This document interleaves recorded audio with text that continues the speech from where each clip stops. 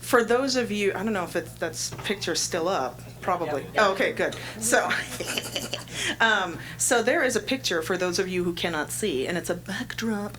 It's a picture of a full moon.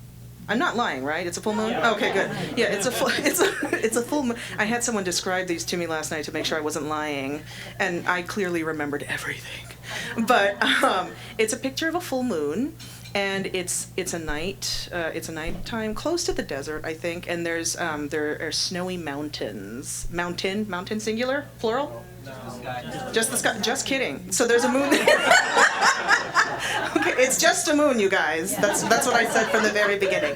Okay, so as I said before, my original eye condition is called retinopathy of prematurity, and ROP likes to turn into a lot of fun things, and one of them was I got lucky, and I got that when I was like 20 something, and it was malignant acute close angle glaucoma, which is a fancy way of saying they had to rip my eyeballs out. So they ripped my right one out first, and I was like, whatever, I have another one, I don't care. And then when I was going to grad school, I went to grad school in London. When I was going to grad school, I started feeling the glaucoma pains, and I was like, shit. This is exactly what I need thousands of miles away from home.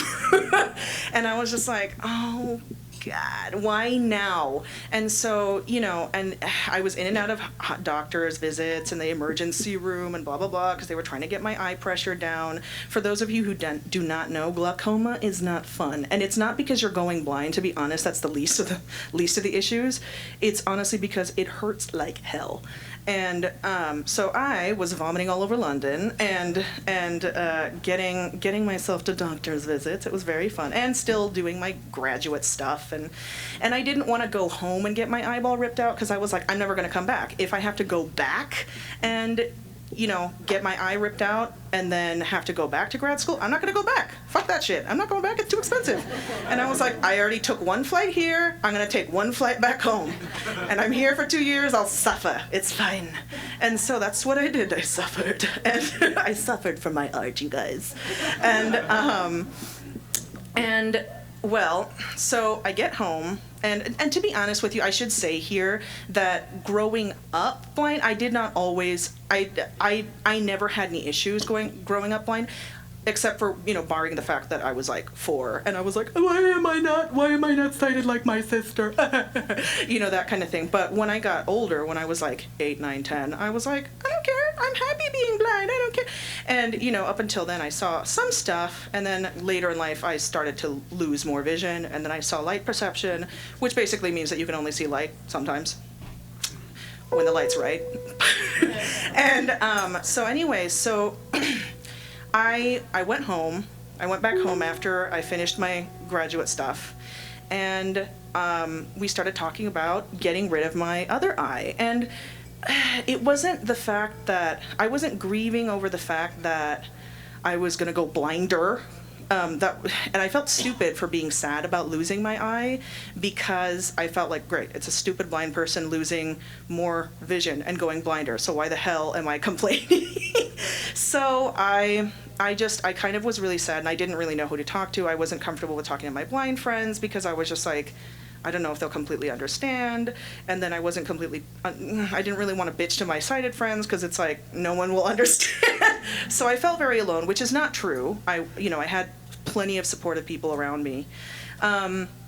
So my, like I said, I had to go get my eye removed. So my brother, he decided to, because he knew how upset I was about the fact that I would not be able to see certain things anymore. So, the two of them that I was going to miss the most were Christmas lights and the moon. So, like the nice big full moon. And that was one of the things that I was going to miss the absolute most. And my brother, oh my God, I'm going to choke. But my brother took me to the desert, and he let me go see, because he wanted to make sure there was no light pollution or whatever, and he took me to go see the moon for the very last time before surgery, and that was the last thing I saw before I went completely blind. Oh my God. Sorry, I need a sec. Yeah, wah, wah, wah. So, you know, while I was getting my graduate stuff done, this song came into my life called Goodnight Moon. There's a fantastic book. It's a kid's book by Margaret Wise Brown. I'm not sure if you're aware of it. I have it right here. It's been tucked against my stomach the whole time. I've been pregnant with it. So it's this book, and for those of you who cannot see, it is a, what is this, square, rectangular? Square-ish, Square. Rectangular-ish, square. It's a small cardboard book that, you know, and it has pictures that, I don't even know what the fuck the pictures are, but it's in, and you probably won't either. I don't know if can all of you see this? Yes. Oh, good. Shut up. I'll throw my book at you, Jesus.